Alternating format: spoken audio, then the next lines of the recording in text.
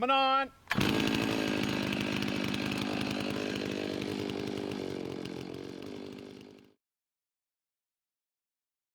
Regardless if you're working on a project felling operation, hazard tree removal situation, or fire line construction. Becoming seriously injured or killed during a felling operation is a huge safety concern. Accidents can happen in an instant, quicker than you can react. So here are some guidelines which will ensure the safety of everyone. Here are 3 critical elements for safe chainsaw operations. Use of escape routes. Minimum safe distances for personnel. Cutting area control.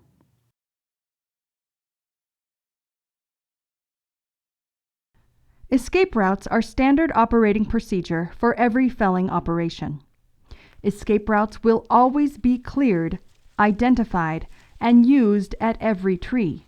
Don't stay at the base of the tree after the tree is committed to the undercut. Follow your escape route to an area of safety or well away from the falling area behind a solid, large object which will protect you from any overhead debris. Sawyers must maintain situational awareness at all times.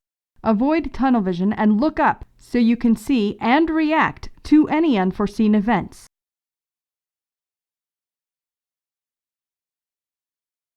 The safest minimum distance for personnel who are not directly involved with a specific tree felling operation is 2 1/2 times the height of the tree to be felled. It's imperative the sawyer maintain cutting area control.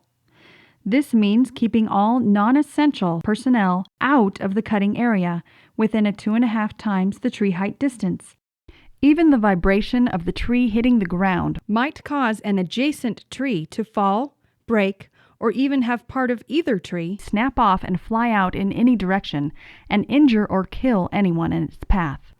For these reasons, it's encouraged that the sawyer work alone at the base of the tree and always use the escape route.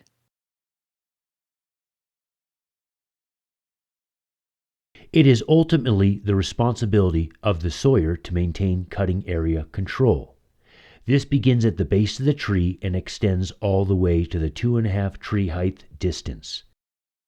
If the sawyer personally cannot keep observers out of the felling area, he or she should assign this important task to personnel who can. Minimize personnel at the base of the tree.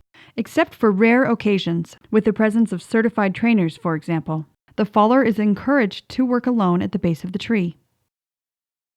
Communication is one of the most important elements for any assignment. It's the main link between you, your coworkers, and observers. How well or how poorly you maintain the lines of communication determines either a safe or unsafe outcome.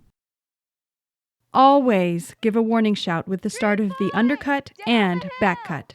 Stop, look, and listen for acknowledgement before you proceed.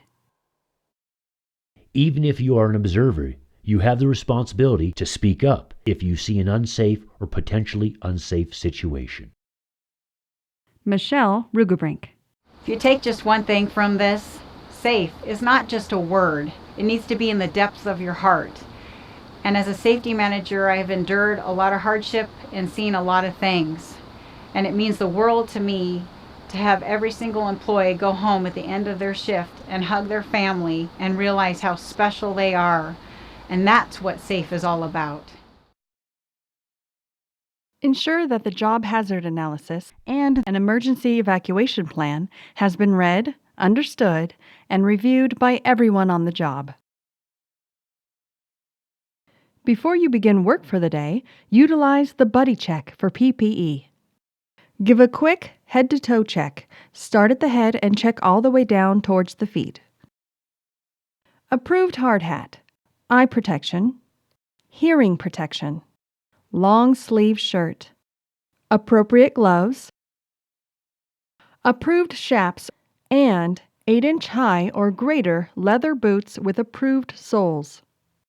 Make sure that the sawyer be first aid and CPR qualified, and the crew has the appropriate first aid kit.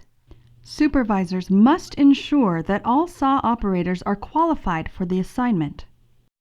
If you are assigned as a felling boss, you must be trained, experienced, and qualified to oversee any given felling operation. Confidence is not a substitute for skill. If you are not qualified or determine the assignment is too dangerous, a good sawyer will walk away from the tree. So, to ensure the safety of everyone, the sawyer must use his or her escape routes, minimize personnel at the base of the tree, and always maintain cutting area control. So make the right decision. It's really up to you.